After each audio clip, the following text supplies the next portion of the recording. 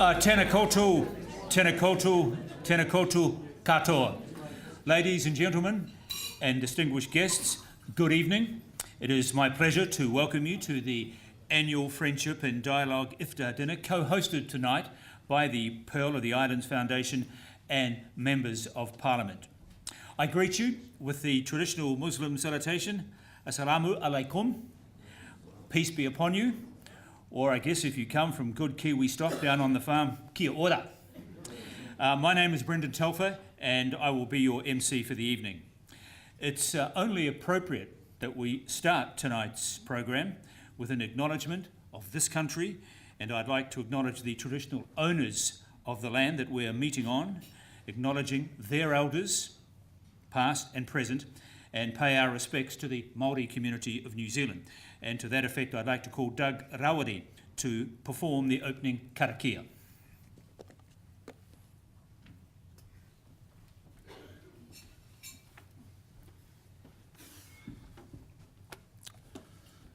Ino tātou, whiti ora ki te whai au, ki te ao mārama. Whiti ki ronga, whiti ki raro. E ngungu ki te pōwhatu, e ngungu ki te raku. Titaha ki tēnei taha, titaha ki tērā taha. Tuturi whiti whakamaua kao tīna, haumie, huie. He honoro he karore ki te atua, he maungarongo ki te whenua, he whakaro pai ki ngā tangata katoa. Ka tuku ngā mihi ki te atua, nāna te mana, nāna te kaha, a nāna nei ngā mea katoa. Ki te kingi Māori atu ei tia, noho mai i runga i tā hurewa tapu aho mātua tūpuna me tō whaia. Ki te whare ariki o pōtatou, te wherowhero, arirei, hau, ai Māori rei ki rātou. I ngā mate, hoki atu rā ki ngā rangi tūhaha o ngā whitu, i ngā kanui ora tēnā koutou katoa. Tēnā koutou ngā rangatira, ngā mātua, ngā whaia. Tēnā koutou ko tai mai nei ki tēnei wāhi. Mō tō koutou ki te tautoko o te kaupapa o tēnei pō. Tēnā koutou katoa. Kia ora whānau, my name's Doug and I'm part of the Brotherhood of the Pearl Foundations, and it's my privilege to be here tonight to do our opening karakia. With us, our Māori people, we do a little short waiata, and I'll get a couple of our whānau up to do a waiata for us. But the only way this is going to work is if you all join in. So I'm going to get you to stand, I'm going to teach you some actions, and we're going to sing a song. So here too.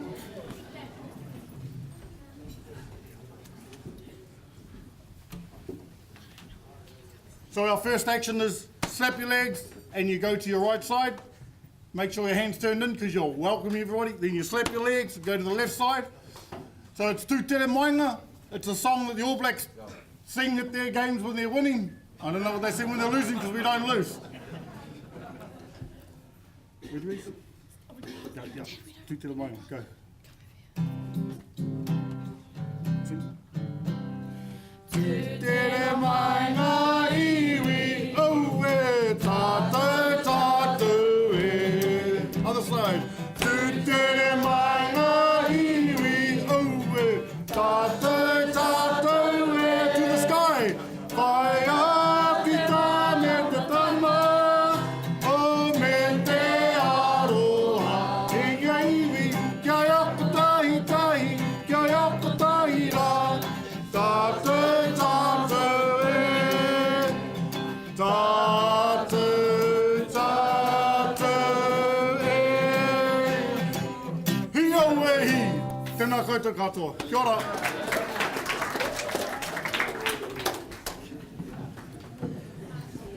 Thank you, Doug and girls. Probably should be on Dancing with the Stars, shouldn't they? Anyway, it is our great honour this evening and privilege to welcome parliamentarians to this dinner this evening, and their role as co-hosts are members of the media, academia, interfaith and community leaders, and members of the New Zealand Police Force as well. Ladies and gentlemen, as well, thank you for being here with us this evening. The Pearl of Islands Foundation, or PIF, as it's sometimes known, is a non-profit organisation based on interfaith dialogue, education and humanitarian activities. It was established back in 2006 here in New Zealand by a group of young Muslims and has been operating since with the aim to strengthen and solidify the social bonds and promote multiculturalism among New Zealand's diverse ethnic communities. It's been organising a series of Ramadan Iftar dinners for over a decade. These Iftar dinners, held during the Islamic holy month of Ramadan, are a great opportunity for individuals to engage in first-hand cultural experience and advance social cohesion among the various communities of this country. It's a tremendous honour and privilege to have all of you here this evening for the breaking of the fast.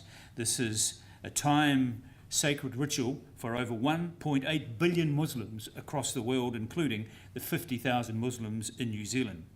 The Muslim fast, as many of you will know, a Muslim or non-Muslim, begins before dawn and ends at sunset. It's not only a time to abstain from food and drink, but also a time to discipline one's character, keeping that character focused on their true purpose of creation. It's a time to reflect on God, family, and humanity at large. A time of thanksgiving, charity, and self-sacrifice. And the fast ends with a call to prayer at sunset. I think we're a little late tonight. It's at 21 minutes past 5, I think, but we're more or less on time. So to that effect, I would like to invite Imam Murat Safa now to call the prayer, also known as the Adhan.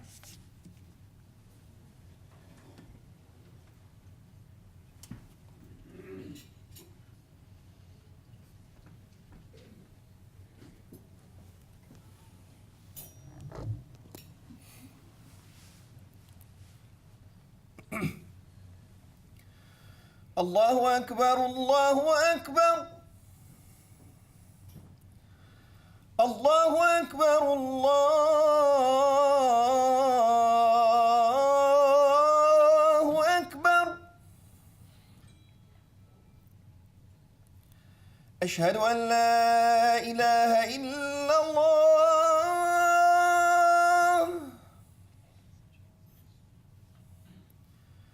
أشهد أن لا إله إلا الله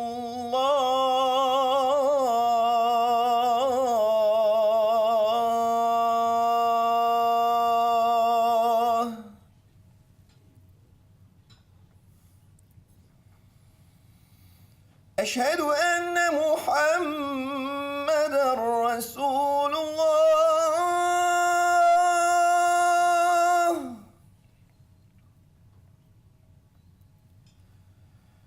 أشهد أن محمدًا رسول الله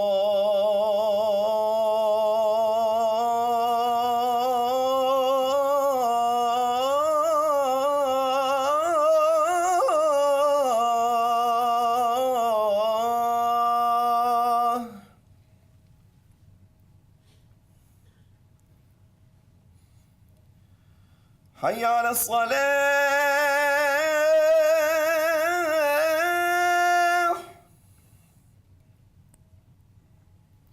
حي على الصلاة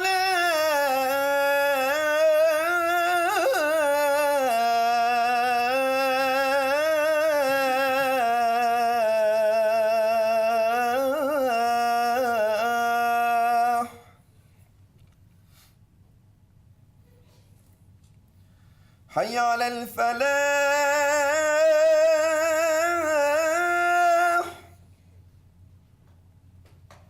حي على الفلاح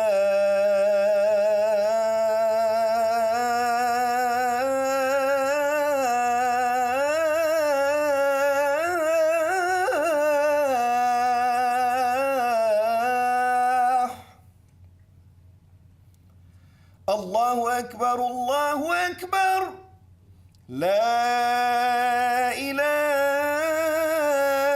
إلا الله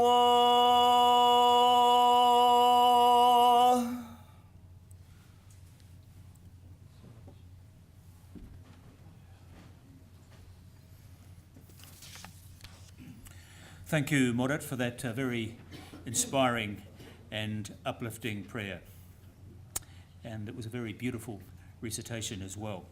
I'd like to remind you that prayer facilities have been set up here at this facility, but we request your patience for the time being. Dinner will be served now, so bon appetit. and afiet olsan, or enjoy your meal, as we like to say around these parts of the world. Now, there'll be an orderly fashion here for the serving of the dinner. Dinner is behind the black curtains there, so I'd ask you just to wait at your table, and we'll do this in an orderly way. I think the staff will probably start chronologically with table number 1 and work their way through. So just remain where you are, and you will be escorted through the curtains to the dinner in just a moment. And we'll be back approximately in 45 minutes with the resumption of the formal part of the dinner.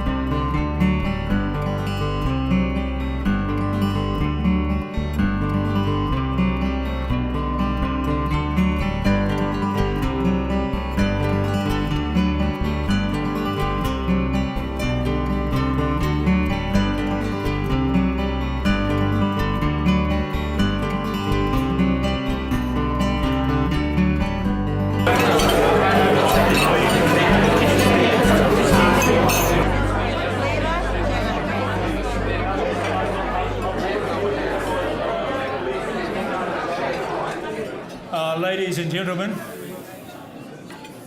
sorry to interrupt your animated and lively discussions over what I'm sure has been a very enjoyable dinner. I wish I could break bread in my family like this every night at 21 minutes past 5, but I'm sure you've had a very enjoyable time, but we wish now to continue because we do have some important other people we want to hear from, and there'll also be some awards in keeping with the principles of the PIF. There will be two special people at least being recognised for their work in the community over the last 12 months. Well, according to Islamic tradition, the Quran was revealed over a 23-year period, and revelation started during the month of what we know as Ramadan. Muslims regard the Quran as the culmination of a series of divine messages that started with those revealed to Adam, regarded in Islam as the first prophet, and continued with the scrolls of Abraham, the Torah to Prophet Moses, Psalms to Prophet David, and Gospels revealed to Prophet Jesus. The aforementioned books are not explicitly included in the Quran, but are acknowledged and recognised therein as the Word of God. The Quran also refers to many events from Jewish and Christian scriptures, some of which are retold in comparatively distinctive ways from the Bible and the Torah, while obliquely referring to other events described explicitly in those texts. Interestingly, the Quran reveres the Virgin Mary and the miracle birth of Jesus. It also makes more reference to the prophets Abraham, Moses, and Jesus than it does, interestingly enough, to the Prophet Muhammad. I would like to invite Imam Murad Safa back up to the rostrum to stage for recitation from the Holy Quran.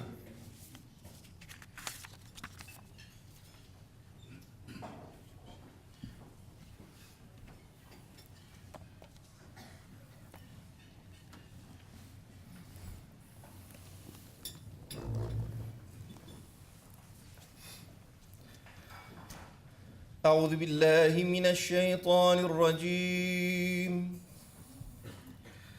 بسم الله الرحمن الرحيم.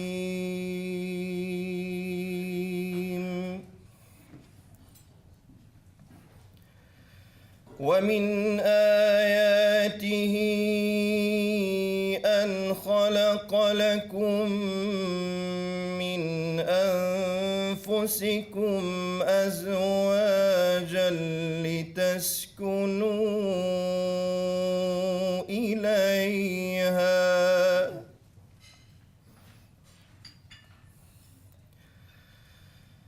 لتسكنوا إليها وجعل بينكم مودة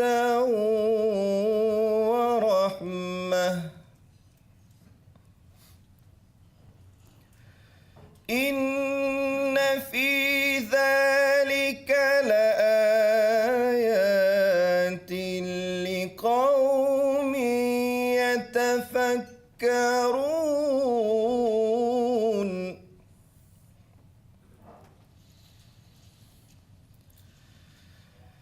ومن آياته خلق السماوات والأرض واختلاف ألسنتكم وألوانكم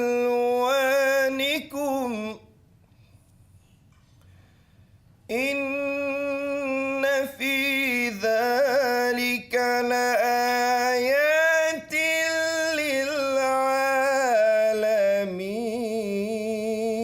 للعالمين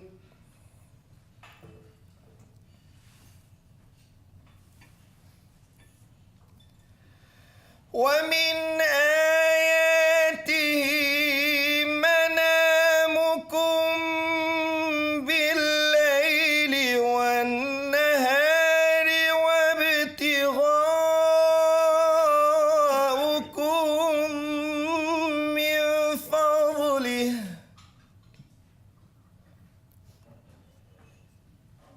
إن في ذلك لآيات لقوم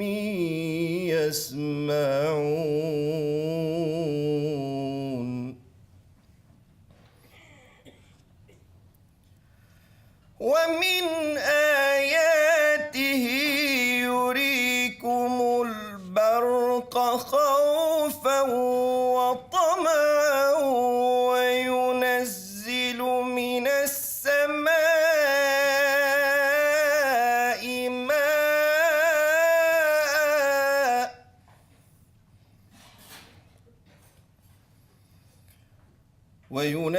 من السماء ماء فيحيي به الأرض بعد موتها إن في ذلك لآيات لقوم يعقلون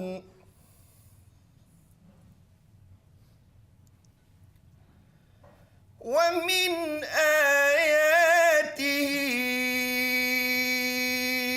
أن تقوم السماء والأرض بأمره ثم إذا دعاكم دعوة من الأرض إذا أنتم تخرجون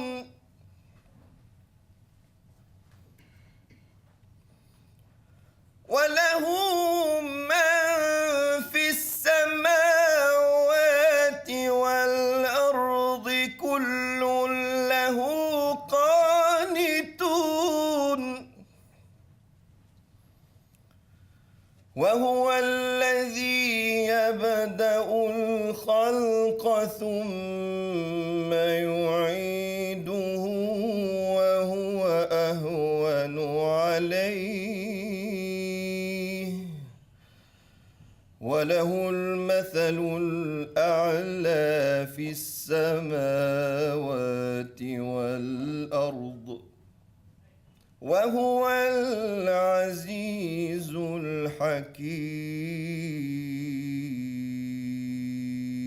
الحكيم آمنت بالله صدق الله العظيم. Thank you so much for listening.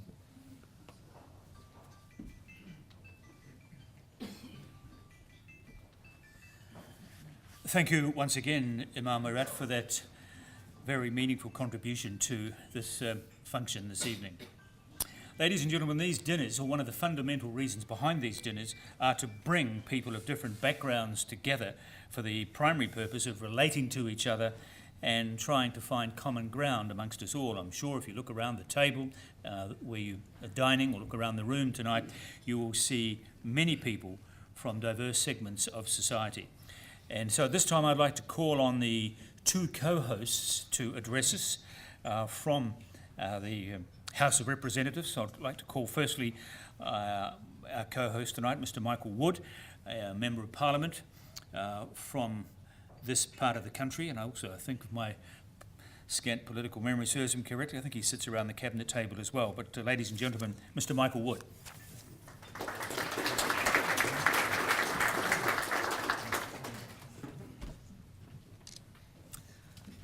Assalamu alaikum, Ramadan Mubarak, tēnā koutou, tēnā koutou, tēnā koutou katoa, and greetings to you on this very, very special evening.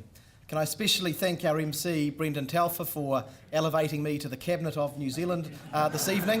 I'll be sure to tell the Right Honourable Prime Minister tomorrow when I see her that this decision has been made, and I'm very happy with it. So thank you, Brendan.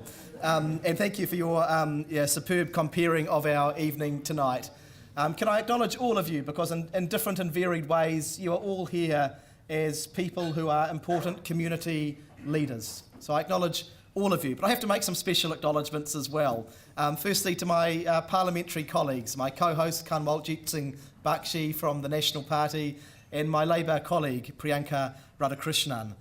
From local government, we have Deputy Mayor Bill Cashmore with us. I greet you, Bill, and just acknowledge the serious mileage that you do, getting around our communities in Auckland and making sure that Auckland Council is connected and engaged. Of course, to the Pearls of Ireland Foundation, Mr. Abdul Salil Gilim, and all of my friends from PIF who I've gotten to know in recent years. I value your relationship and thank you again for the work that you do, bringing together events like this which bring our people together.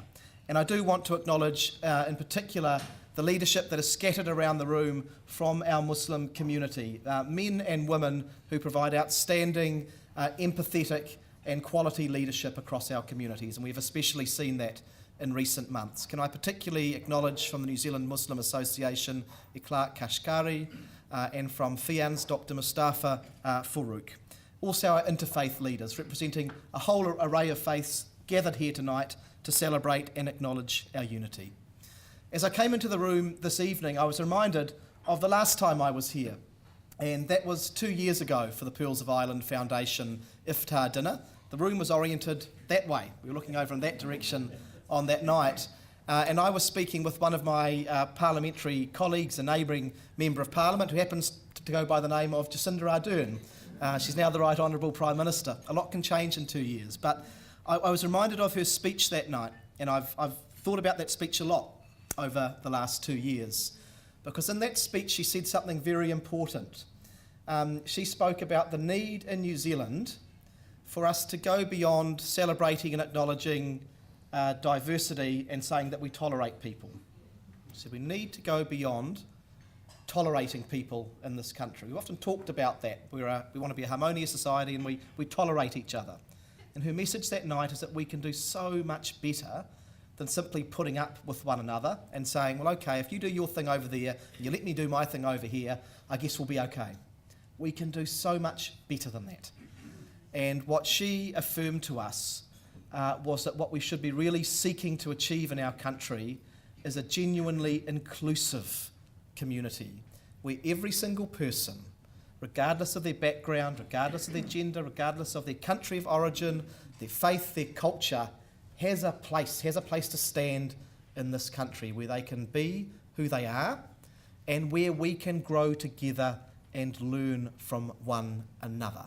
And that is the vision that I think that all of us here gathered here tonight would wish to hold to. And again, here I acknowledge Pearls of Ireland Foundation, because much of the work that you do at these events and just very quietly over the course of the year focuses on that principle of genuine inclusion in our society. These Iftar dinners, run by Pearls of Ireland Foundation, but now increasingly many other organisations, I think have become one of the high points for interfaith dialogue about inclusion in our country. And I don't know about many of you, but over the next month I'm having more iftar dinners than I'm having sit-down dinners with my wife. And it's a great, well, I'll be careful what I say here. I enjoy them. But they are a wonderful, wonderful opportunity for people to come together, to learn about the Muslim faith and traditions, but also to share ideas. And what happens at these things, I find anyway, is okay, you learn about the other tradition, the other culture, but you also learn what you have in common. You actually see the common humanity in other people. You see that fundamentally the things that drive us are generally the very same things. So these are a wonderful platform for building genuine social inclusion and understanding between peoples. Final thing I want to say is just to make a brief comment about the shadow of the 15th of March that is here this year as we gather together over the course of Ramadan and at these iftar dinners. And very commonly at these events, as someone from the government, I'm having people coming up and saying, well, thank you. That's nice. But really just what I want to stand here and say is to say thank you to you. Thank you to those of you, men and women in the Muslim community, who have displayed extraordinary grace, forgiveness, and resilience, kindness over the last 2 months in the face of utter horror. Our thanks, all of us, our thanks go to you for the way that you have shown leadership and the way that you have conducted yourself and the way in which you have drawn on the true values of your faith to find a way forward out of the most difficult circumstances. And it's my sincere belief that the way in which New Zealand has been able to find the best part of itself since the 15th of March, that's not to say there's not more to do, but the way in which we've been able to find the best part of ourselves has largely been driven by the way that our Muslim community leaders have led the way since that time. Shukran to you. In closing, can I just reflect back on some of the words in the reading that were so beautiful, that we've so beautifully heard just before, which acknowledge the diversity of creation. We're all flesh and blood with the breath of God in us. All of us. I acknowledge all of you, no matter what culture or faith you come to, for coming here tonight in a spirit of goodwill, to share in a meal, to share conversation, to find shared humanity. Thank you all. Ramadan Mubarak.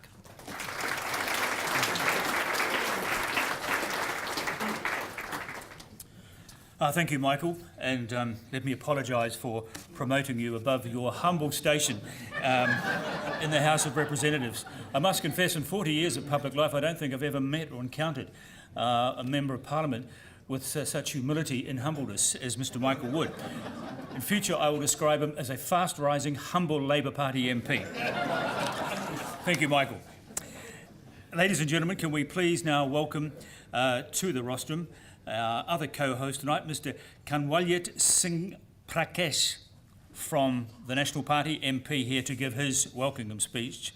And Kanwaljit, I do apologise, as a broadcaster, I probably should have made a better job of some of those syllables in your name, but anyway, I thank you very much for your time, and the rostrum is all yours.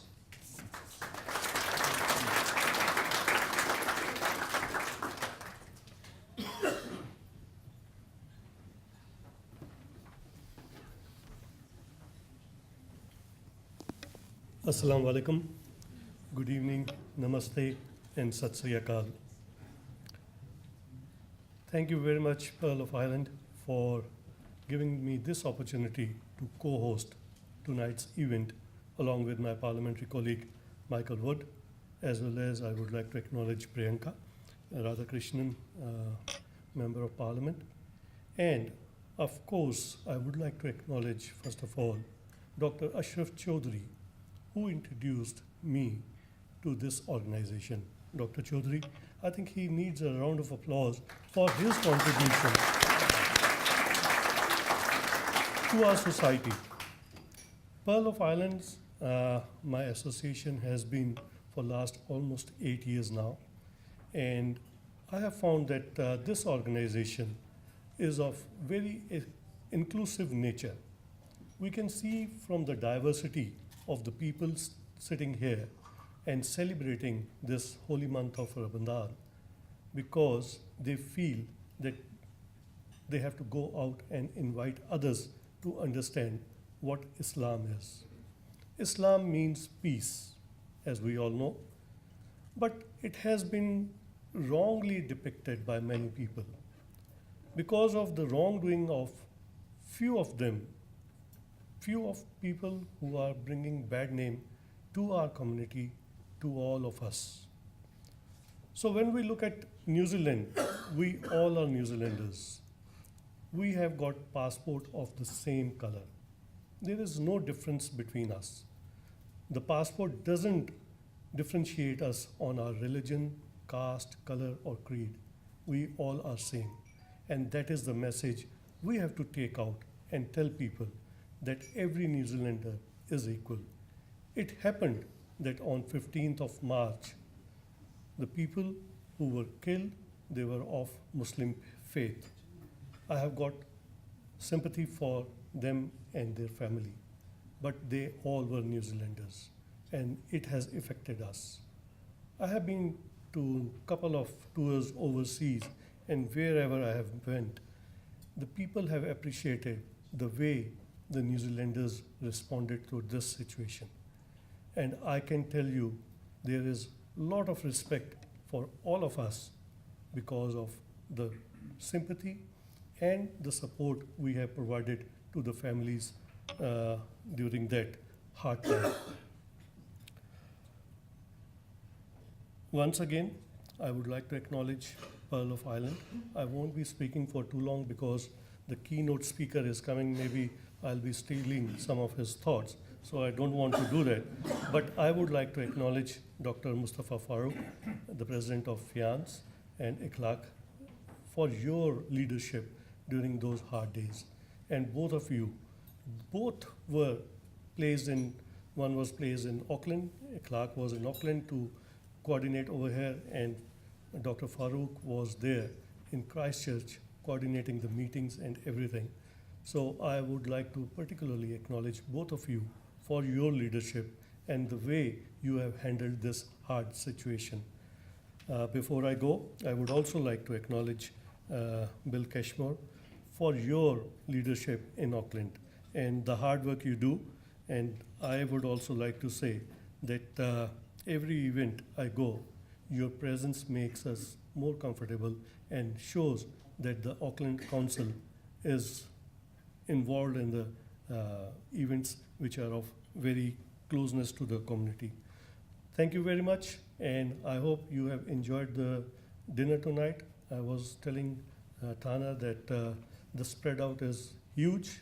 We can't have everything, but thank you very much for having this iftar dinner, and I would like to wish you all Ramadan Kareem.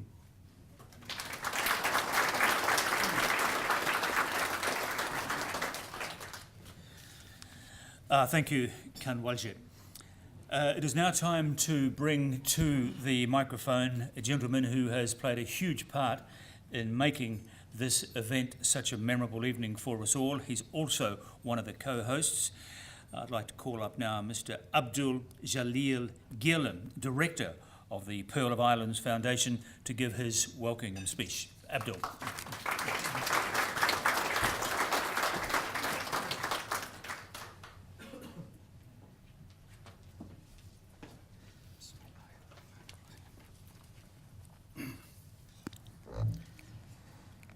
Kia ora, tēnā koutou, tēnā koutou, tēnā koutou katoa. Distinguished guests, ladies and gentlemen, I would like to begin my speech to welcome you with Islamic salutation. Assalamu alaikum wa rahmatullahi wa barakatuh. Peace be upon you. Ramadan Mubarak to you all. Firstly, I respectfully acknowledge the Maori people, to the traditional owner of the land we meet. I respect their elders, both past, present, and future. On behalf of Pearl of the Islands Foundation, it is my great honor to warmly welcome each and every one of you this evening to this wonderful annual Friendship and Dialogue Iftar dinner and PIF award ceremony. I would like to take this opportunity to thank all of you who have participated in this event. I would like to thank our co-hosts from the two largest parties. I acknowledge and appreciation the Michael Wood from Labour Party, and also my sincere appreciation and acknowledge to Mr. Kanwaljit Bakshi from National Party. I appreciate the work they do in New Zealand and for partnering up with us for this program. Thank you very much. And also, I acknowledge to Deputy Mayor, Mr. Keshmo. Thank you very much. And also, I would like to acknowledge on behalf of Muslim community, Dr. Mustafa Farooq, President of FIANS. Also, I would like to acknowledge our keynote speaker, Dr. Chris Galloway from Massey University. He will be with us shortly in this stage. I am also acknowledging distinguished members of Parliament, members of police, media, academia, public service, respected guests from mosques, churches, synagogues, and temples, community and multi-faith leaders, ladies and gentlemen, welcome again. By co-hosting and supporting such a meaningful event at New Zealand has become a catalyst and plays an instrumental role towards breaking barriers, stereotypes, bigotry, and towards our shared goal of building the ideal, cohesive, inclusive, and harmonious society, as well as promoting community harmony, dialogue, and friendship. This year at PIF, we are hosting many home iftar dinners and also more than 8 institutional iftar dinners with universities, synagogue, and church this Ramadan, and they are all interfaith and intercultural in nature. Here, I would like to sincerely thank the host families for extending their hospitality to us. It is the hospitality of sharing a table together, but more profoundly, it is hospitality of the heart and soul. I also would like to thank our guests for accepting and participating in such a meaningful gathering, coming together, sharing food around the table with people from various cultures and faiths, enable both sides to know each other and see the most worries about each other stem from pointless and groundless ignorance. It is wonderful to see that the demand for home iftar dinners every year is increasing significantly, which contributes greatly to the social cohesion and multiculturalism of New Zealand. Ramadan is a climate of compassion and mercy. It is pleasing to witness that Ramadan is becoming a month for everyone, a month where old friendships are strengthened and new friendships are made. Coming together here at the one table is really a situation of richness, and this table fellowship offers remarkable opportunities for mutual understanding, sympathy, acceptance, and friendship, for creating a better society rooted in common values.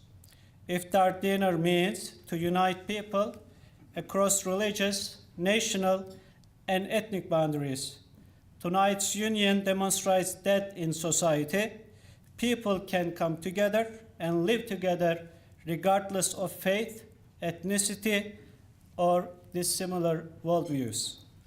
Tonight is a celebration of diversity, and we sincerely hope that this gathering benefit all.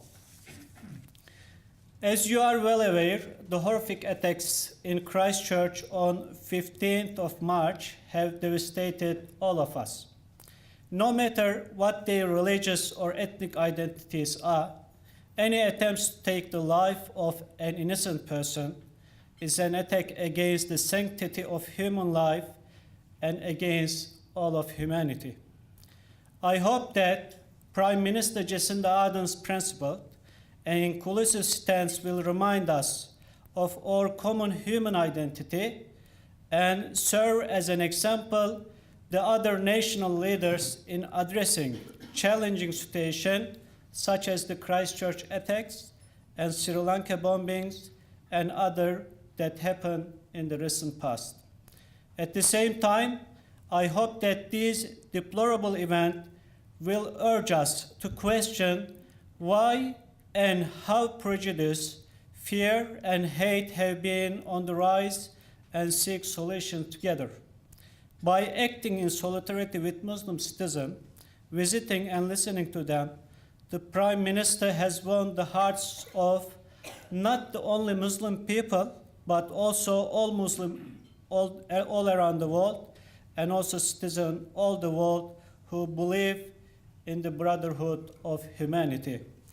PIF and many Muslims around the world call for a non-confrontational approach to resolving common issues of humanity, whether it be ignorance, poverty, or social injustice. Multiculturalism is part of this nation's story. It is a contributing factor to its growth and identity. New Zealanders like to travel abroad as we have interest in the world. We have a genuine interest in how others live. We are somewhat bold enough to try to new dishes and partake in a cultural performance or activity which gets out of our comfort zone.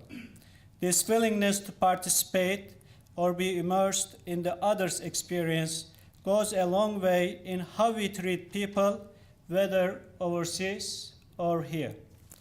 Here in New Zealand, we are encouraged to give it a go.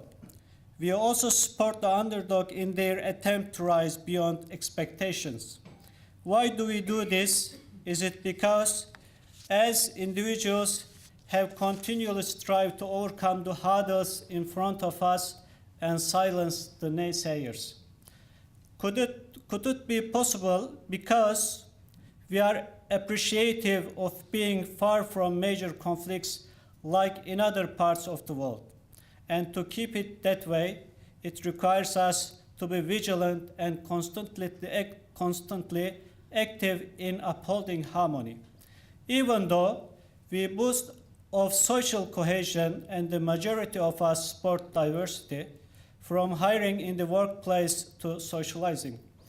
To work on our biases, we must clearly engage more with the other to break down stereotypes. I believe New Zealand could lead the way in challenging these structures that keep minorities feeling like they need to be superhuman just to reach the level of the average white male. I too am reflecting on how my gender and appearance give me certain advantages in life and how I can use everything at my disposal to create change. It is our sincere call that everyone in the audience uses their privilege to create change and accept the humanity, all of us, irrespective of their gender, skin, color, age, profession, or ability. Once again, Ramadan Mubarak, all of you. Thank you, all of you. It's a great honor to see you here again. Tanakatu, Tanakatu, Tanakatu, Katoa. Thank you very much.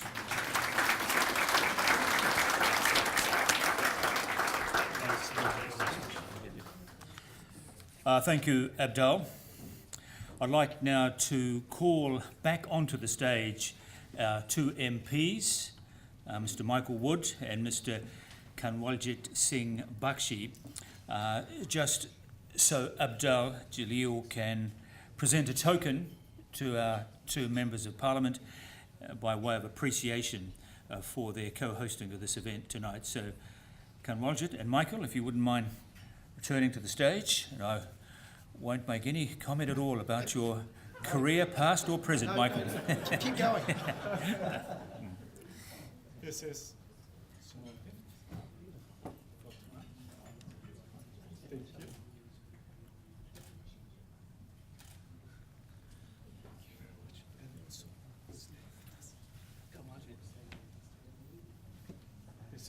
Thank you very much.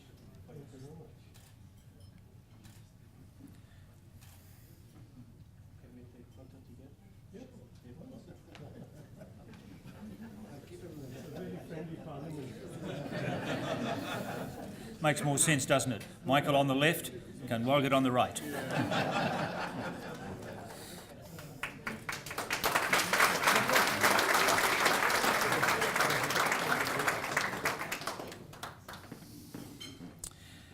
Thank you, Abdel Jalil, for your contribution as well. Once again, I'd like to thank our co-hosts for supporting this iftar dinner. Our parliamentarians in particular drive the wheels of democracy, and it's a pleasure to have all of you with us tonight to share in our customs so that all our lives are further enriched. These iftar dinners are not only an opportunity for new friendships to be formed, and it's an opportunity to deepen existing relations, but also a time to share experiences, to provide the keynote presentation for this evening. Could you please join me now in welcoming Dr. Chris Galloway, Senior Lecturer, School of Communications. Wait, I haven't finished. Senior Lecturer, School of Communication, Journalism and Marketing from Massey University, to the stage for his speech. Thank you. Thank you very much. In the name of God, the compassionate, the merciful. I want to thank you for the honour of being asked to speak to you tonight amongst such a distinguished group. I might say that I'm particularly pleased, having just joined the Hibiscus Coast Community Patrol, to see the police represented here at a senior level. I must tell you, sir, that when I went to the Orewa police station for my orientation, there was a group of officers who had just come off shift and were having a few beers to I guess, wind down from the shift. I was moved to remark as I walked through the room that no doubt they'd all be walking home. Good on you, sir. I've been asked to speak about peace. We could ask ourselves, in view of recent developments, is peace bikers surrounding a mosque to protect worshippers inside? Is that a manifestation of peace? Is it Jewish settlers and Palestinians sitting down together for a kosher iftar dinner, as happened on Monday this week in Hebron, in Palestine? Is it an organisation like Jerusalem-based Musalaha, which says that it seeks to facilitate bridge building among different segments of the Israeli and Palestinian societies according to biblical reconciliation principles? I happen to know the head of that organisation, and they do things like taking young people, both Israelis and Palestinians, into the desert for kind of encounter weekends. Or is peace simply the absence of conflict? Now, I've learned that the ancient Romans regarded peace not as an absence of war, but as the rare situation which existed when all opponents had finally been beaten down and lost the ability to resist. There was one Scottish chieftain quoted by the Roman historian Tacitus. He was referring to Rome's insatiable appetite for conquest and booty in these terms. He said that Rome was about plundering, butchering, stealing. These things, he said, they misname empire, they make a desolation, and they call it peace.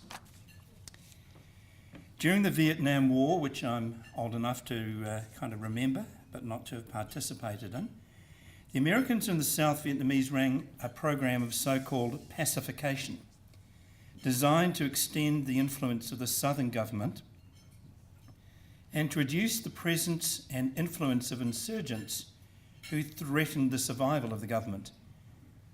Those of us who've been around for a while, we all know how that turned out. If peace is simply defined as the absence of conflict, we may well hold fears for the upcoming revelation of the American plan for the Middle East to be revealed after Ramadan. While American rhetoric calls it a peace plan, the Palestinians are already describing it as a surrender document. So on that front, there doesn't seem to be much prospect for peace. Some of you may remember the movie called Miss Congeniality, in which Sandra Bullock, playing the part of a contestant in a beauty pageant, is asked what she would most like to see happen in her lifetime. And she says, world peace. While that is a mocking answer in the context of the film, it does touch on something real. and something that I believe goes beyond the idea of peace as not war. The American civil rights leader, the famous American civil rights leader, Dr. Martin Luther King, summed it up well. In his speech accepting the Nobel Peace Prize, he commented that in spite of humankind's spectacular strides in science and technology, and still unlimited ones to come, something basic is missing, he argued. He said there is a sort of poverty of the spirit which stands in glaring contrast to our scientific and technological abundance. The richer we have become materially, he argued, the poorer we have become morally and spiritually. We have learned, he said, to fly the air like birds and swim the sea like fish, but we've not learned the simple art of living together as brothers. He continued by saying, we'll not build a peaceful world by following a negative path. It is not enough to say, he claimed, we must not wage war. It is necessary, he contended, to love peace and sacrifice for it. We must concentrate not merely on the negative expulsion of war, but also, he suggested, on the positive affirmation of peace. Dr. King's comments, coming as they did from a Christian minister, align with the interpretation of the Jewish prophet Isaiah, who described the Messiah as the Prince of Peace, a reference that Christians interpret to the later coming of Jesus. The Injil or Gospel quotes another prophecy about Jesus, that he would be the one to, and I quote, guide our feet into the path of peace. He himself famously commented that while the world offered much trouble, he had spoken to his disciples that in me, he said, you might have peace. Jesus did not either present this peace as an absence of conflict. In fact, in another passage, he warned his disciples to flee Jerusalem when it was facing destruction, an historical event that took place in CE 70. Rather, he talked of a spiritual peace. I'm aware, too, as has already been mentioned tonight, that the word Islam derives from the word salam, which literally means peace. A peace that Muslims affirm comes from complete submission to Allah. And one of God's names, according to the Quran, is As-Salam, which means peace.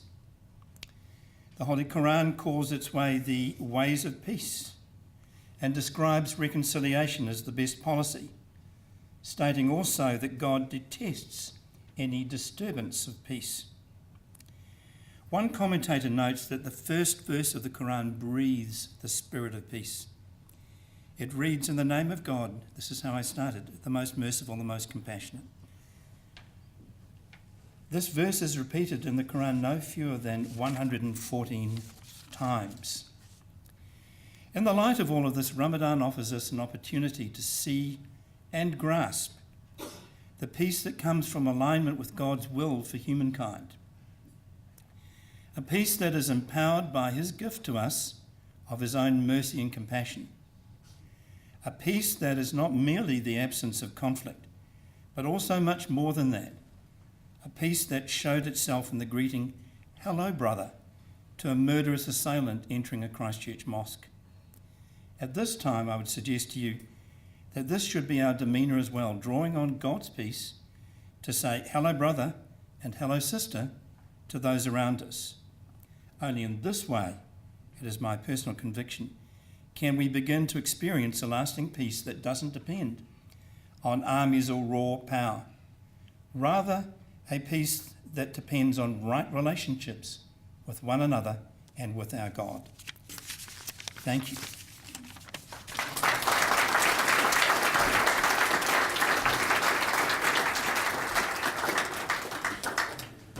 Chris, I'm going to have to ask you to return to the stage momentarily. I think we want to make a little presentation to Dr. Galloway. Someone, I'm told, will, in the fullness of time, join me up here in my lonely position. And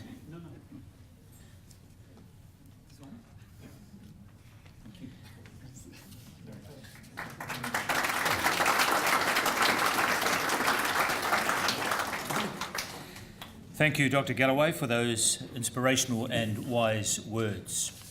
Well, it may be time now, I guess, for a little bit of light relief, a little bit of entertainment, and for that, we are especially thankful for the group tonight from Epsom Girls Grammar, In Zone Project, and they're going to do their waiata on the stage. Please put your hands together and welcome them. Girls, come on up.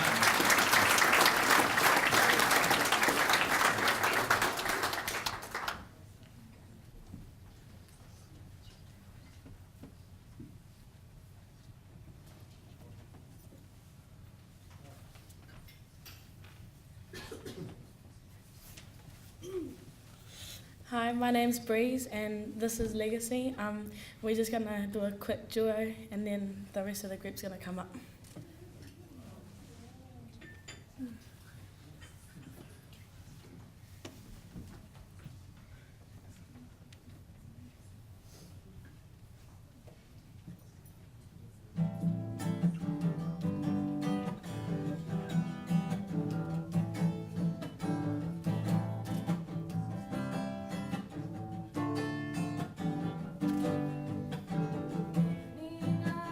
Praise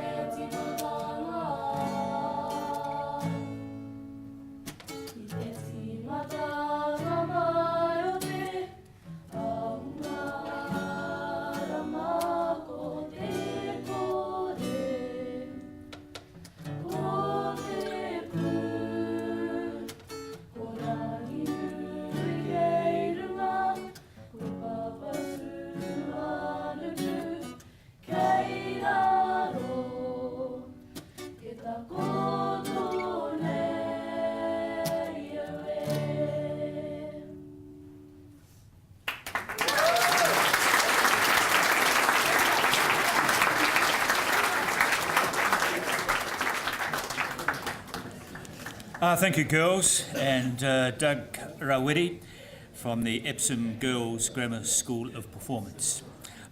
We will have dessert for you shortly, but now we come to another important junction in the evening, the PIF Awards ceremony for 2019.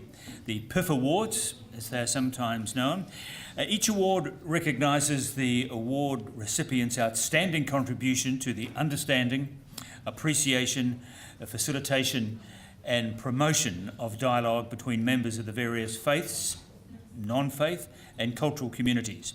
Contributions include engaging people as relevant from both one's own faith or cultural tradition and other faith and cultural traditions present in our community, recognising both commonality and difference in order to actively promote informed dialogue, understanding and acceptance.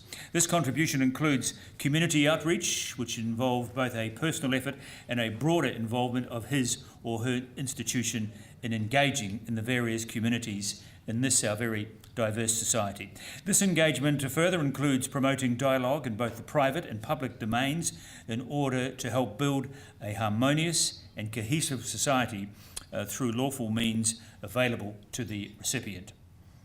PIF recognises people making outstanding contributions in two categories tonight. I'd like to call first of all on the National Party MP once again to the stage, Mr. Kanwaljit Bakshi, to introduce our first winner today, and he will explain the extraordinary work this person has done, and then hopefully we will hear from him as well, and then we'll get into our Public Service Award. But the first award is the New Zealand Community Leadership Award. Our first winner for the category of community leadership is a remarkable community leader and has been a voice of peace, harmony, moderation, tolerance, and goodwill for many years. His message of being proud of one of histories and traditions, whilst embracing the values and institutions of modern New Zealand, resonates strongly with New Zealand Muslims. His dignified demeanour and work with the disadvantaged and for those who have lost hope inspires many. Mr. Kanwaljit. Thank you, Brendan, and I really appreciate you have really picked up my name very quickly. So I acknowledge you, and it's my real honor and privilege to introduce the person who is going to receive this award. And I was just trying to go through it quickly to see the name, but I could not. So I'll be reading the name for the first time and see how it goes. This award is for community leadership, and he's a senior meat scientist in the Food Assurance and Meat Quality Group of Agri Research Limited and objective science leader of 2 programs. I can know that. He graduated with a master's and PhD in food science from Michigan University of USA. He's been in New Zealand for last 22 years. He has numerous refereed and popular journal articles and books and chapters in those. He is currently serving on the Halal Standard Technical Advisory Committee of New Zealand Ministry of Primary Industry, the World Halal Food Council, and Halal Committee of Federation of Islamic Association of New Zealand, FIANZ. He was recently appointed President of FIANZ. Following the March 15 attacks, he played a major role to assist New Zealand Police in liaising with the local communities and providing national guidance in relation to the safety and well-being of New Zealand Muslim community as a whole. Provide assistance in bringing together the various Muslim organizations and groups. Under his guidance, FIANZ conducted liaison meeting with 13 government and community organizations, including with the Prime Minister and the Office of Ethnic Communities.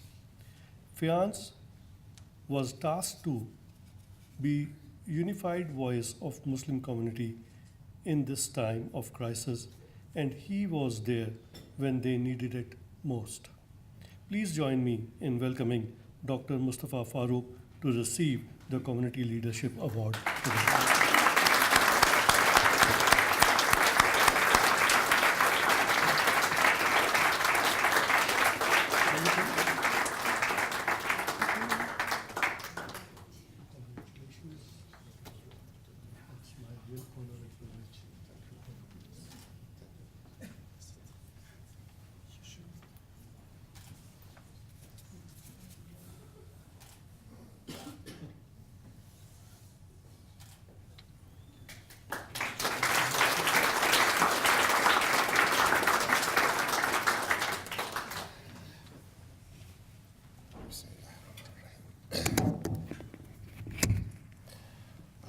me mihi ki te runga rawa. Kotai iyo atua tikore, iyo matangaro. Tina kotu katua. Thank you, Hon Bakshi, for and PIF for this award. I really feel very humble. I don't know what to say.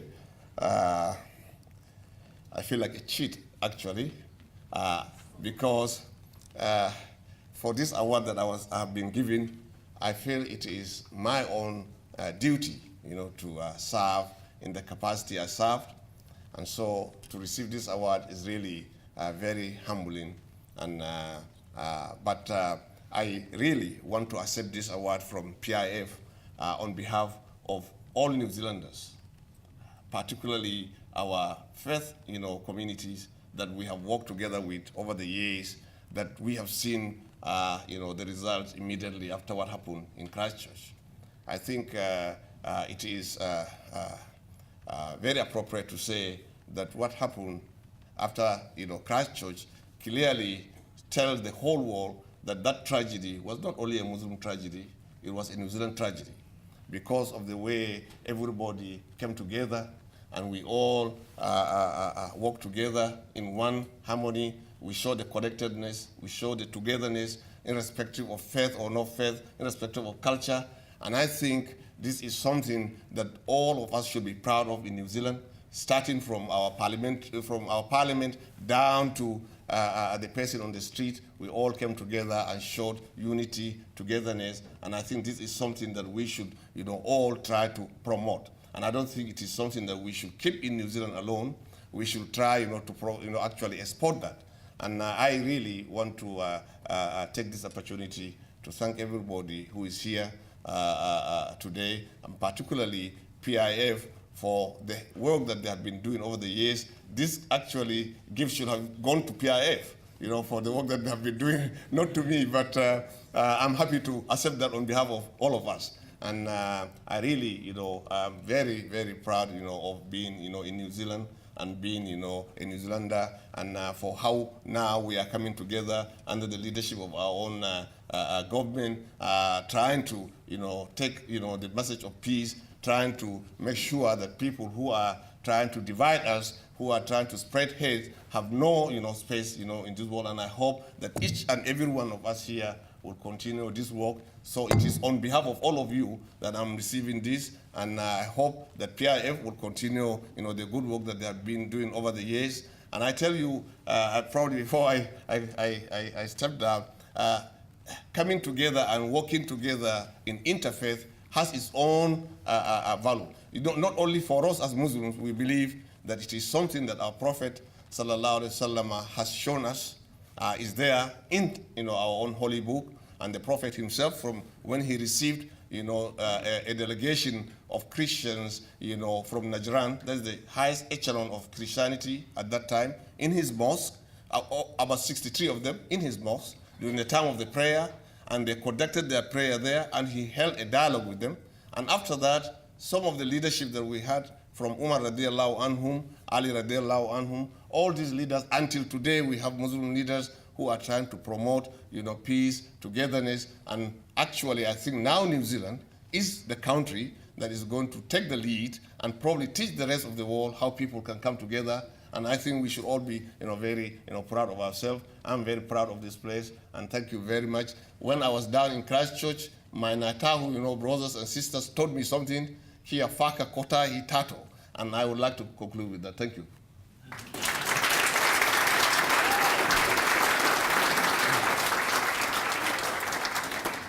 Thank you, Dr. Farouk. Our second award is the New Zealand Public Service Award. The exceptional recipient of this award has supported, promoted, or initiated intercultural and or interfaith dialogue in the public domain to help build a cohesive society through engagements, policies and or political action. And I would call Mr. Michael Wood back to the stage to introduce the winner of the Public Service Award. Michael.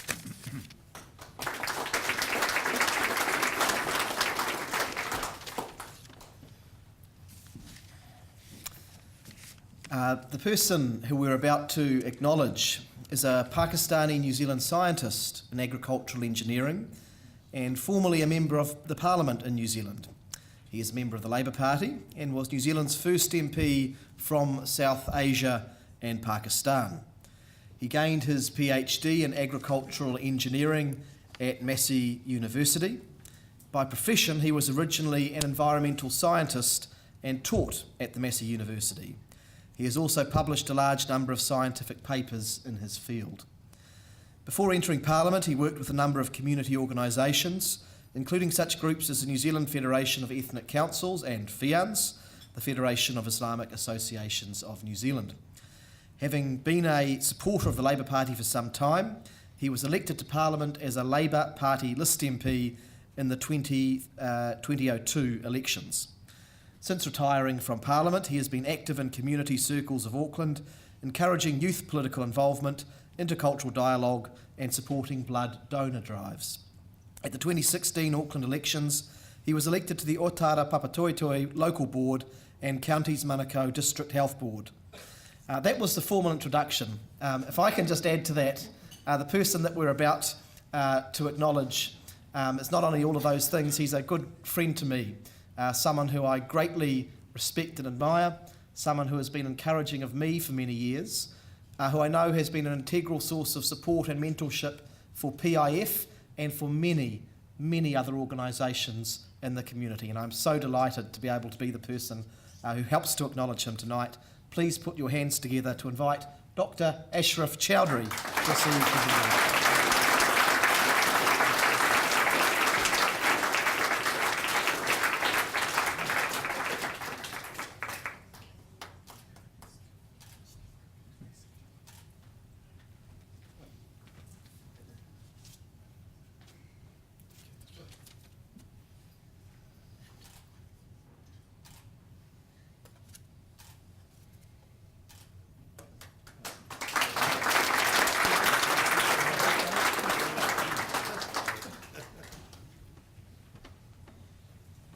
Well, I must say this is most surprising.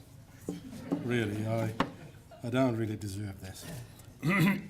And the reason being, anyway, when Christchurch happened, one of the first things came to my mind.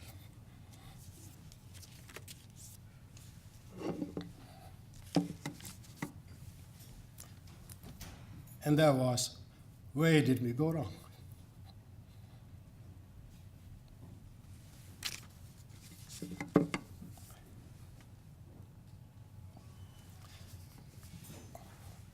Well, I've been in New Zealand nearly 50 years. And I spend every moment of my life trying to promote peace and harmony.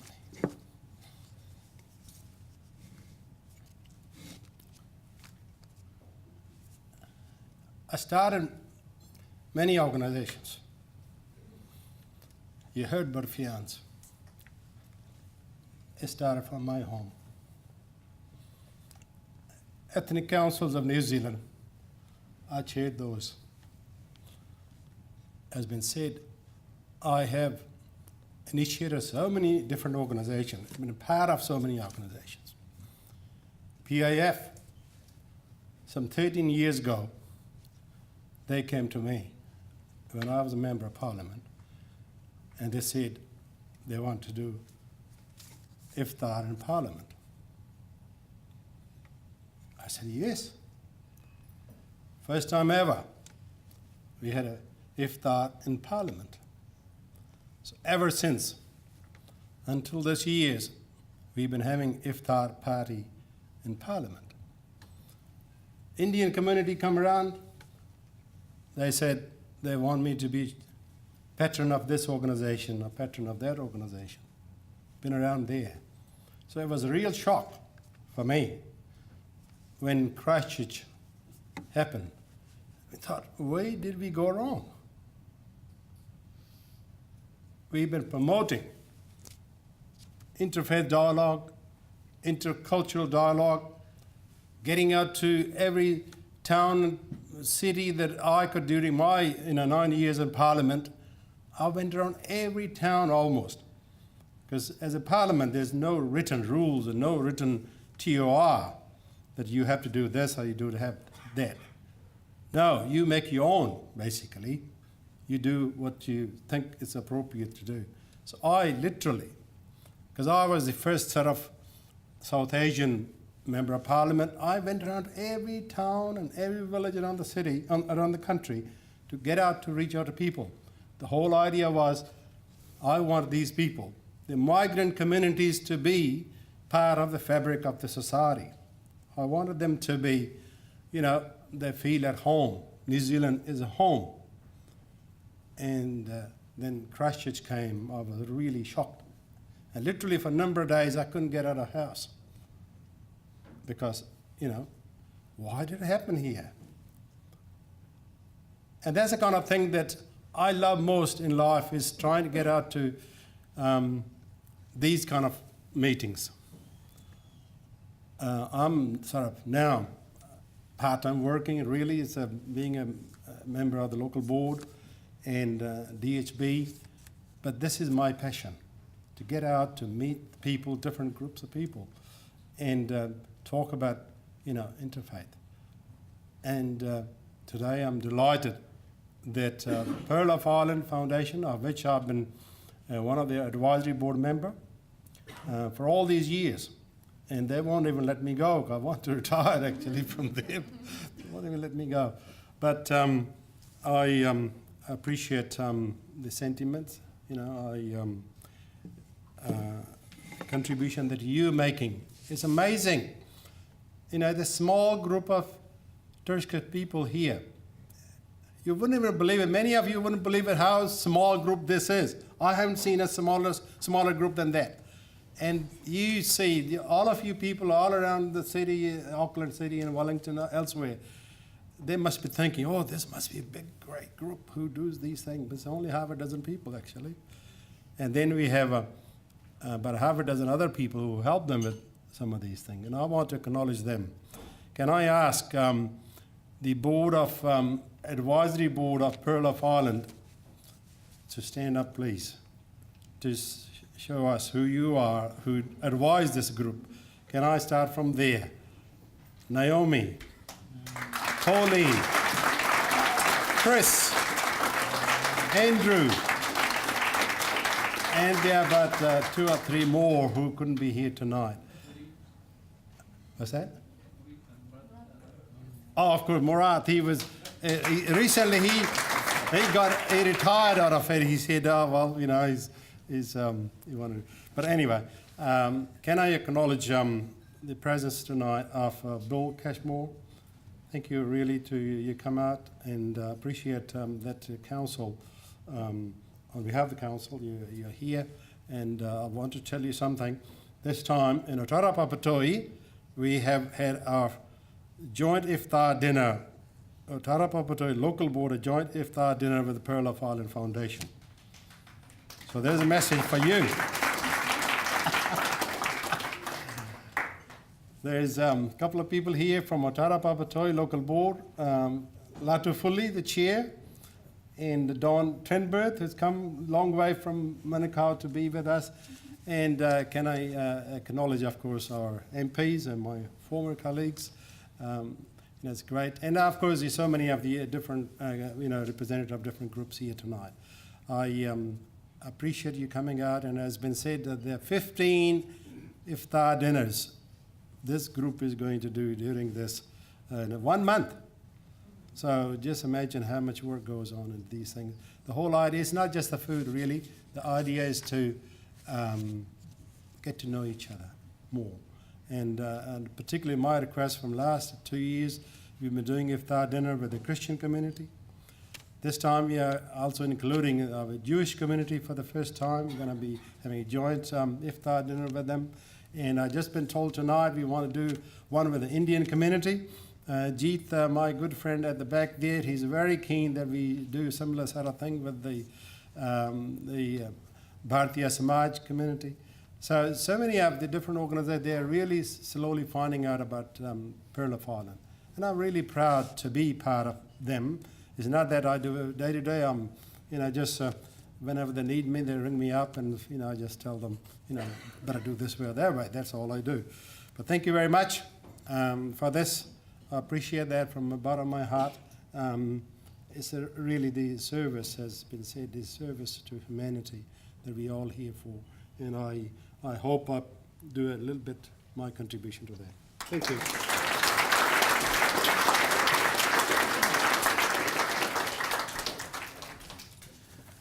Thank you, Ashraf, for those very nice words, and congratulations on a award clearly and fully deserved. I'm now instructed here to call the two winners and presenters and the PIF personnel who've stood and rather unashamedly told us as we would explain the work that they've done. If you could all come to the stage, please. They want one of these things called a group photo. Got to have the group photo. So please, if you could just make your way here to this area here alongside of me. And while this is taking place, not, I suppose, wishing to show any disrespect to our fine winners, the buffet, the dessert buffet is now available. And it is basically, if you want some dessert, transport yourself into the next room and participate. And we will have a little break for 15 minutes and come back for the closing words of this very special evening.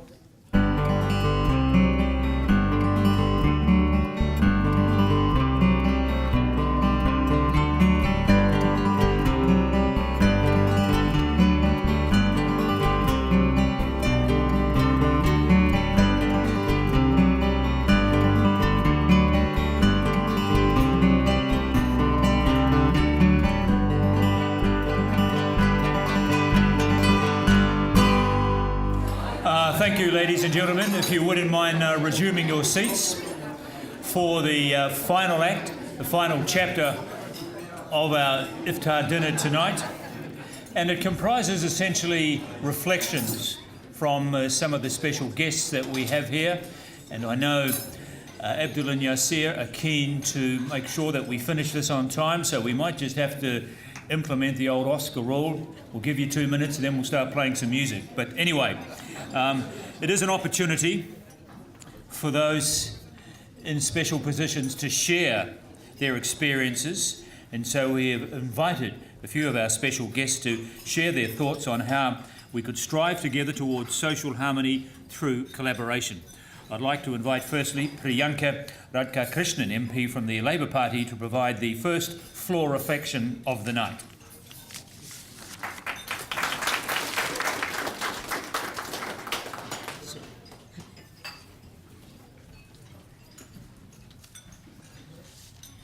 Kia ora koutou katoa, ngā mihi nui kia koutou, assalamu alaikum, and to my Muslim brothers and sisters, Ramadan Mubarak. Can I begin by thanking the Pearl of Islands Foundation for the opportunity to be here with all of you, to break bread together. Abdul Galim, to you and your team, it's an absolute pleasure to come to PIF events over the years. We're here, of course, because our Muslim community is fasting this month. And I know that it's a month of reflection for you. It's a month where you practice turning away from material consumption and looking inwards, to be a little bit more mindful through discipline, to express gratitude for all that we have, and to stand in solidarity with those who have less. And I think that word solidarity, which is one that my friend and colleague Michael Wood has spoken about before as well, is one that is incredibly important and has taken on a renewed sense of significance post the horrific attacks in Christchurch. And at this point, I just also want to, as others before me have done, to acknowledge the work both of Iqlaq Kashkari from NZMA and also Dr. Mustafa Farouk from FIANZ for your leadership, and also more broadly the leadership that the Muslim community has shown over the past few months. And Dr. Farouk, also just to congratulate you on a very well-deserved award. The final point that I wanted to make is just to reflect on the fact that these spaces where we can all come together from different faith communities, different ethnic communities, are so important. Initially, in the wake of Christchurch, it was important to have these spaces for us to come together and heal together. But now, as we collectively try and find some sort of new normal, I feel it's incredibly important for us to come. For many, I know for some I've been talking to, it's the first time they've come to an iftar dinner. And it's incredibly important that we have these spaces where we can foster those understandings and break down some of the barriers that lead to the racism and the othering that underpinned that led to the extremist ideology that underpinned the Christchurch attacks as well. So incredibly important. And I just want to thank PIF once again for organising this and the other 14 that you will be organising over the course of Ramadan.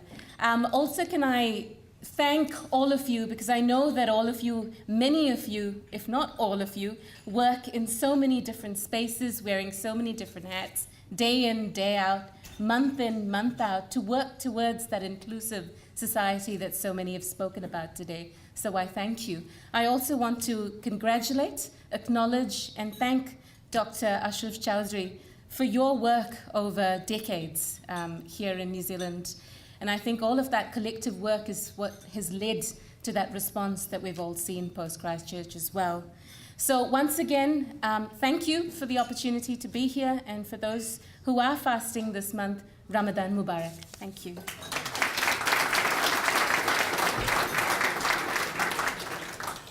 Thank you, Priyanka.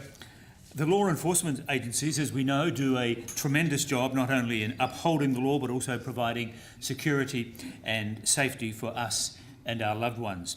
One institution that has a national focus in safeguarding our land, of course, is the New Zealand Police Force. And they are at the front line of not only prevention but proactive engagement to work closely with the New Zealand community. I would like to invite to the rostrum now Inspector Graham Anderson from the New Zealand Police Service to say a few words.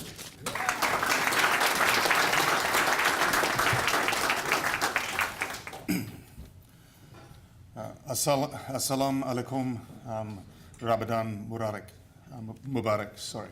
Kia ora tātou, ko Graham Anderson, tōku ingoa, he kaumata ahau mō ngā pirihimana o Tamaki Makaurau, he maungarei ahau e mahi ana.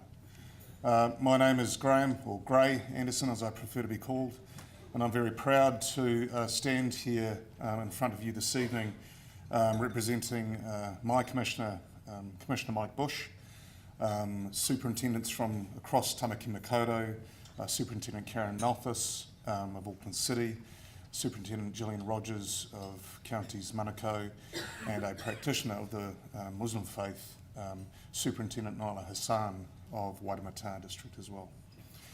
I thank you very much for the invitation to be here this evening.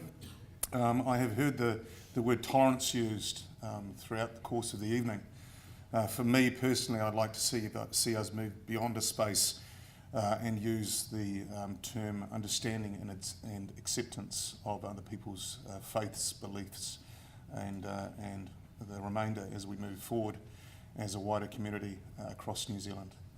I say I'm proud to stand here on behalf of those senior officers, but I'm also very proud to stand here on behalf of the troops and my teams and the other teams from across this country on the back of those events of that tragic day.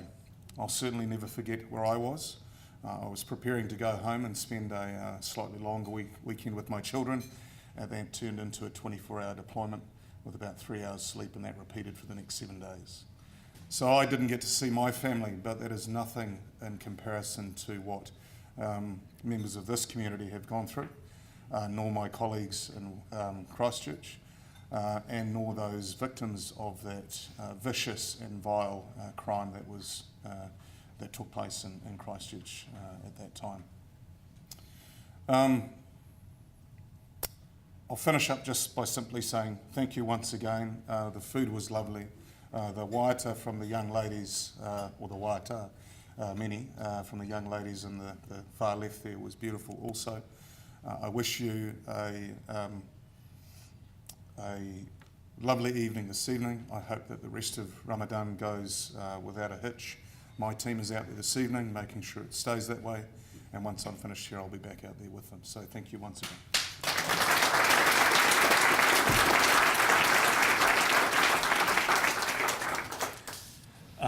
Thank you, Graham, or Gray.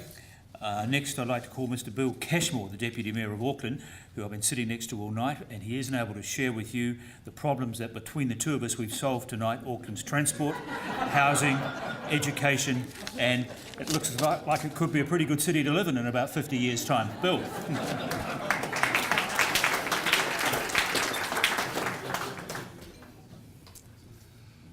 Assalamu alaikum. Tēnā koutou katoa. Could I thank Peter Williams for his welcome here tonight?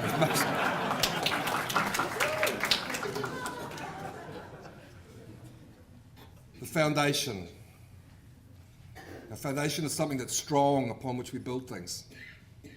And if you look at tonight, we have a foundation upon which to build things. We live in a wonderful country, we live in a wonderful city. We're not always perfect, but by gosh, we all try to be better each day, don't we? And I thank you all for your part in that and helping us build this city and indeed this country.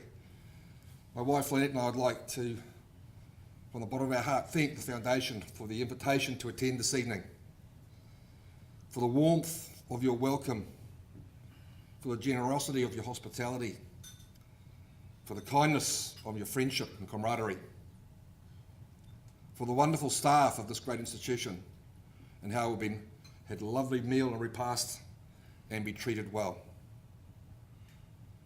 Not all families, not all people get to have the same sort of privileges all the time. And I think of the New Zealand when I was a boy, it was not a perfect place at all. And we have grown and we have changed and we're better for that.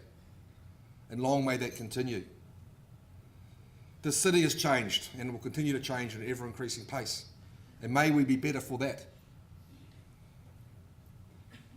And may we be striving to be all Kiwis, no matter where we've come from and no matter where we're going.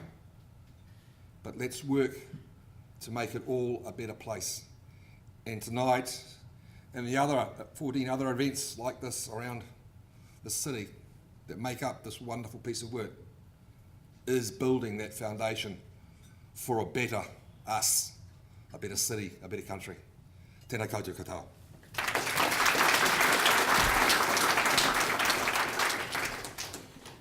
Thank you, Bill. Probably the shortest speech he's made in his political career, but nonetheless, we'll move on. Next, I'd like to invite Lotu Fuli, Chair of the Otara Papatoetoe Local Board, to say a few words.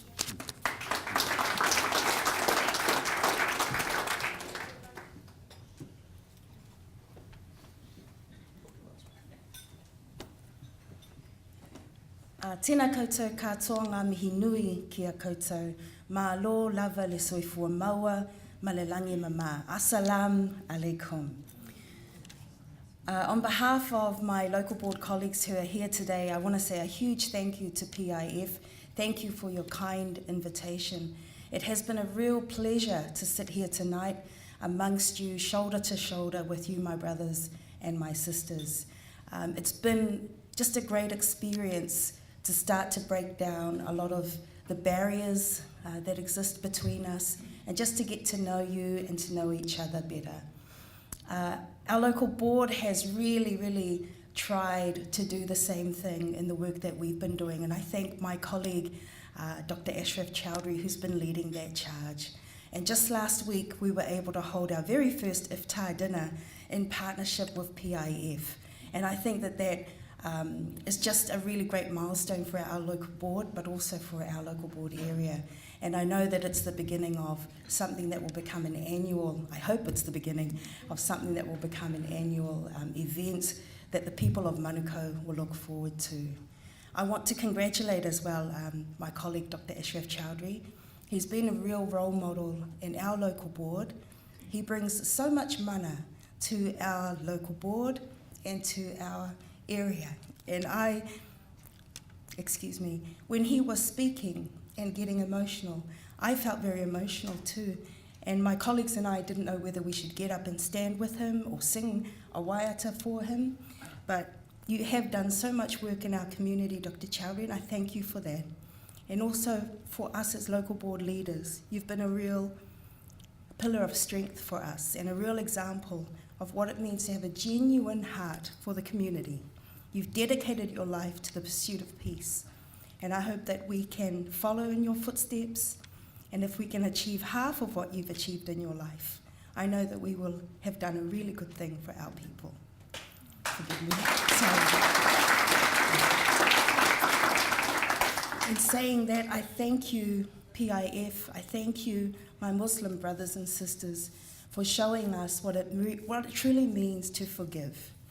I think that has been the biggest lesson for me and for many New Zealanders following the tragic events of the 15th of March, as we really saw what that means, what it means to forgive your fellow man.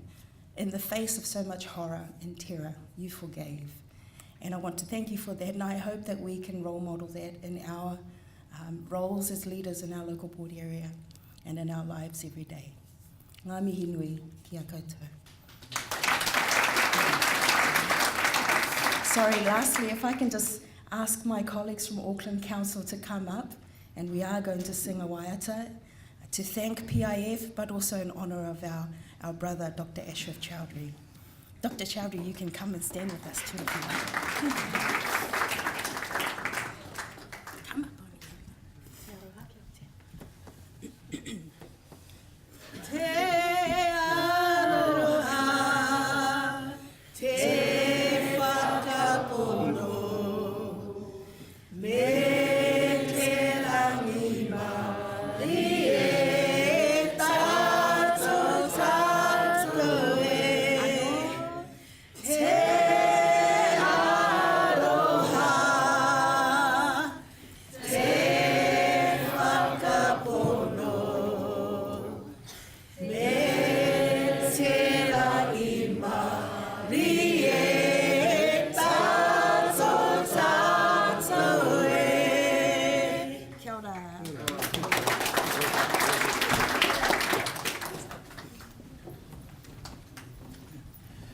Thank you, Lotto and friends.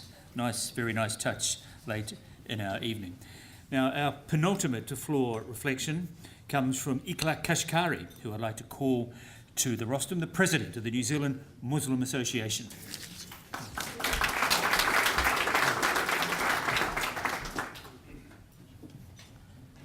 Kia ora katoa. Assalamu alaikum wa rahmatullahi wa barakatuhu. May peace be upon you all. I'd like to acknowledge firstly our brothers and sisters that passed away in Christchurch and reflect on how did we achieve that unity in the community that we did as a result of that terrible tragic event.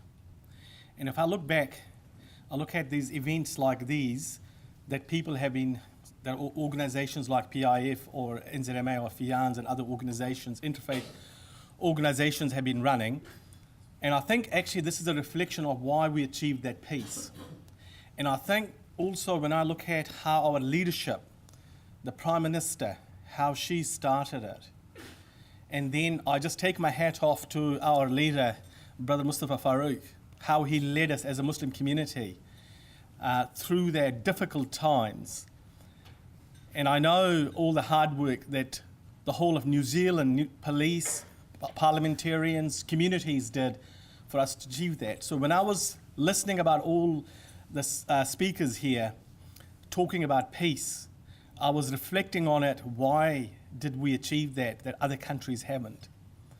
And I think it is that if I look at all the way from settlement perspective, if I look at Māori culture, welcoming all of us immigrants into New Zealand, and to allow us to make this beautiful country as our own home. It starts from that. It started from the leadership of our Prime Minister. It started with the love and affection we received from our community, which was thousands of emails and thousands of letters that I received from, and phone calls I received from all sections of our community. saying all of that, I think what I would like to say is we still need to be very careful. The underlying hate thing hasn't gone away, and it's not going to go away. I think one of the things, if we want to take something from here, and I keep saying this, we need to ensure that the silent majority keeps talking, having discussions like we're having today. Because the last thing we want to do is that fringe element to keep rising and making their voices heard more than they deserve. So I think if we can keep this conversation going, we have to find many other ways to keep this conversation going and communicate that peace has to prevail. It must prevail over that hatred. Because if we do allow that hatred to divide us and to create that rift, then they win. And the way our country has shown, and the way we as New Zealanders have shown how to respond to it, I think it's defeated the purpose of that person that wanted to create that hate. Finally, I just want to say thank you to all the speakers, and I want to acknowledge all the dignitaries we have. I know I've got 2 minutes, I'm not going to name all of them, but I just want to say to my brother Michael Wood, I know we have actually been encountering a lot more of each other in terms of lately, but I would recommend, I know you're not having enough dinners with your wife, bring her along. That might be an opportunity to have more dinners with your wife. That might be. I just want to say thank you very much for taking your valuable time and being here. As a country and community together, it means a lot. And to a Muslim community, it means all the world. Thank you very much. Jazakallah khair. Well done pronouncing my name. Thank you, Clark, and if you're wondering what he just said to me then as he was passing me, thank you for pronouncing my name correctly. I needed that for my self-confidence. Anyway, now our final floor reflection this evening comes from Ruth Cleaver.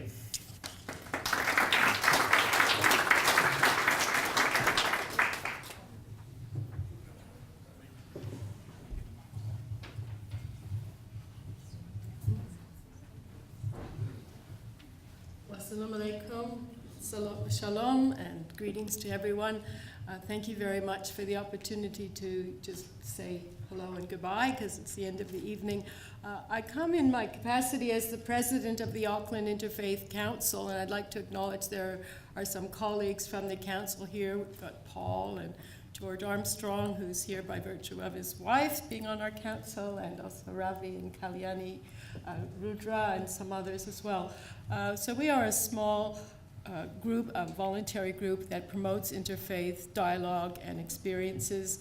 And in that group, we have been working with and knowing the Pearl of the Islands Foundation for quite a number of years.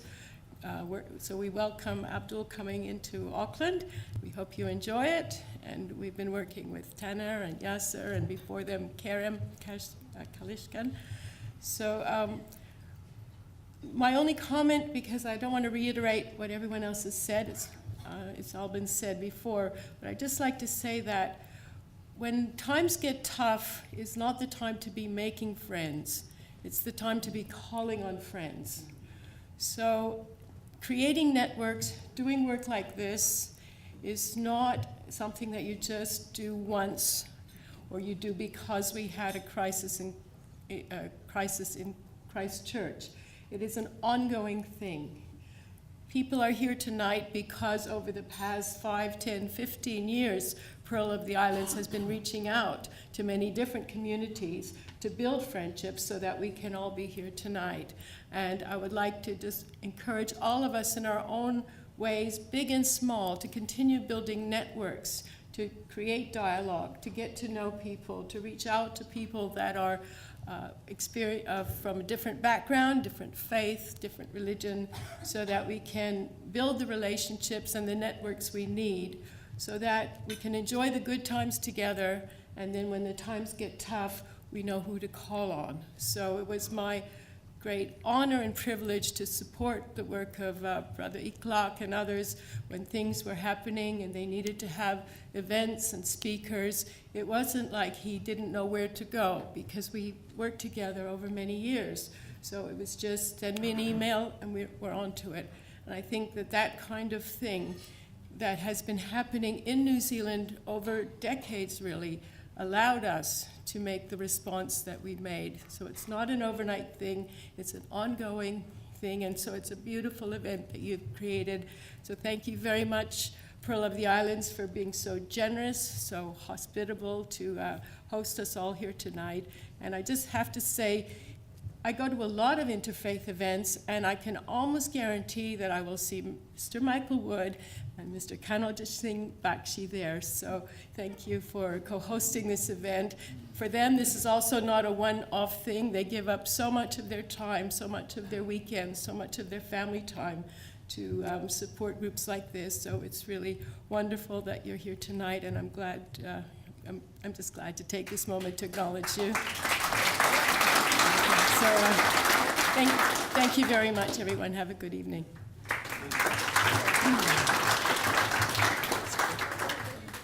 Thank you, Ruth. Ladies and gentlemen, we're approaching the conclusion of the program, and I would like now to invite Ms. Pauline Cornwall, the Principal of Papatoetoe Intermediate, for the vote of thanks.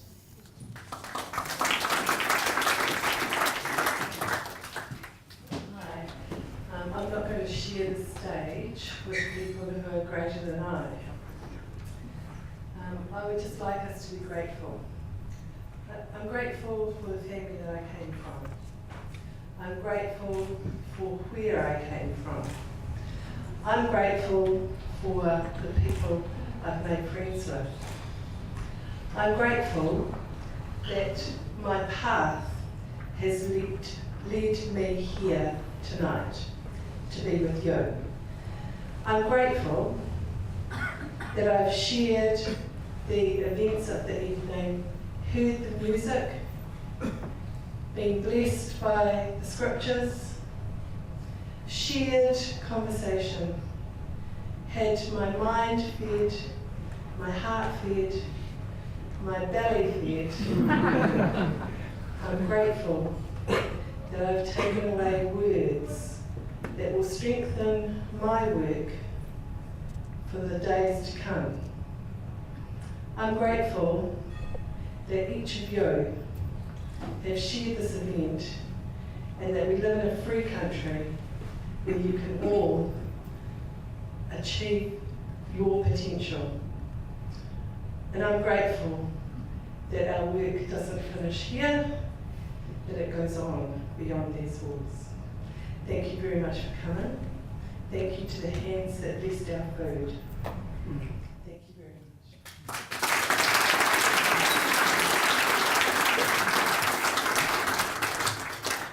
Thank you, Pauline. So that concludes our evening.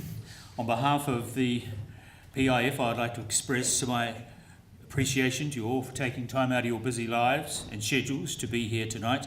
Your presence and your support encourages us all to promote goodwill and protect the freedoms and privileges we enjoy here in Auckland and indeed in New Zealand. And if there's just one humble observation I guess I could make from being on the stage for the last 2.5 hours is that there is no doubt in my mind that I think all of us individually have had a very real and unique multicultural experience tonight, one that hopefully we will remember for a long time. And I think as we leave this building tonight in a collective and spiritual way, I guess we're all holding hands, and that makes this night very special. So thank you, and drive safely.